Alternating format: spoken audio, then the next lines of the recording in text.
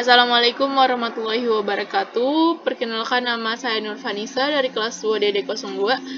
Saya ingin menjelaskan tentang perkembangan distribusi multimedia. Yang pertama ada media server. Media server ini biasanya digunakan untuk mendistribusikan on-demand atau webcast suatu konten ke klien. Juga bertanggung jawab untuk mencatat semua aktivitas streaming yang nantinya digunakan untuk building dan statistik. Browser web juga mengunduh dan meneruskan ke player yang tepat untuk mempresentasikannya. Selain itu juga berfungsi untuk melakukan dekompresi. Selanjutnya ada media streaming. Media streaming merupakan suatu sistem yang terdiri dari komponen-komponen yang saling mendukung, sebuah teknologi yang memungkinkan distribusi data audio, video, dan multimedia secara real-time melalui internet. Format streaming ada 3 jenis yang sering digunakan dalam situs-situs internet. Yang pertama ada format real media, yang kedua ada Windows Media, dan yang ketiga ada QuickTime. Selanjutnya komponen-komponen dalam streaming data yaitu ada media source, yaitu sumber yang akan menampilkan suatu konten presentasi. Media source juga biasanya dapat bersumber yang sifatnya live, seperti kamera, video, dan mikrofon.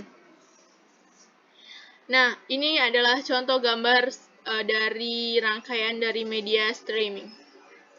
Selanjutnya ada multimedia streaming. Multimedia streaming adalah suatu teknologi yang mampu mengirimkan file audio dan video digital secara real-time pada jaringan komputer. Kendala-kendala yang dapat terjadi dalam melakukan streaming multimedia adalah bandwidth. Apa itu bandwidth? Bandwidth ini sangat berpengaruh terhadap kualitas presentasi suatu data streaming. Yang kedua ada sinkronisasi dan delay. Nah, agar media yang berbeda sampai dan mempresentasikan pada user seperti aslinya, maka media tersebut harus tersinkronkan sesuai dengan timeline presentasi tersebut dan delay seminimal mungkin untuk dapat mempresentasikan secara real time. Nah, ini adalah sebuah contoh gambar bagaimana multimedia stream itu dilaksanakan. Selanjutnya ada broadcasting. Broadcasting merupakan proses pengiriman sinyal ke berbagai lokasi secara bersamaan, baik melalui satelit, radio, televisi, komunikasi data, pada jaringan, dan lain sebagainya. Layanan server ke klien yang menyebarkan data kepada beberapa klien sekaligus dengan cara paralel dengan akses yang cukup cepat dari sumber video atau audio. Selanjutnya ada jaringan broadcasting. Yang pertama ada TV internet, yang kedua ada radio internet, yang ketiga ada knowledge management. Yang keempat ada komunitas radio atau community radio. Yang kelima ada radio swasta. Ini adalah contoh bagaimana broadcasting ini dilaksanakan. Selanjutnya ada internet TV. Mungkin dari kita nggak asing lagi dengan internet TV karena sebagian dari kita sudah tidak menggunakan TV tabung lagi dan beralih menggunakan TV internet. Apa sih TV internet itu? Menurut saya, TV internet ini adalah sebuah layanan yang digunakan oleh semua orang ketika memiliki waktu luang. Dan layanan ini juga harus terhubung dengan jaringan internet atau komputer. Ini adalah contohnya.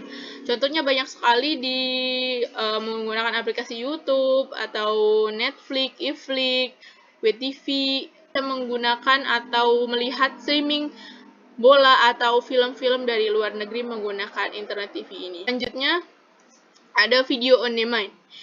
Video on demand adalah sebuah istilah penyajian video yang bisa diakses secara online melalui jaringan internet atau intranet, di mana pemirsa bisa dapat melihat kapanpun sepuasnya dan berulang-ulang kali, tanpa harus terikat waktu dan tempat. Video bisa juga disajikan secara langsung atau streaming dan di-download. Ini adalah contoh dari video on demand ini. Selanjutnya ada video conference. Video conference adalah alat telekomunikasi yang efektif antara dua orang atau lebih di mana saja di seluruh dunia.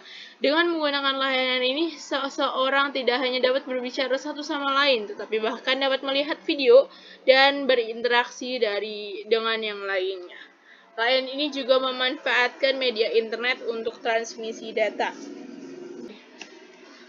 Nah, aplikasi apa yang paling hype banget digunakan untuk video conference, yaitu ada Zoom, ada Skype, dan ada Google Meet. Itu saja yang dapat saya sampaikan, kurang lebihnya mohon maaf. Terima kasih sudah menonton.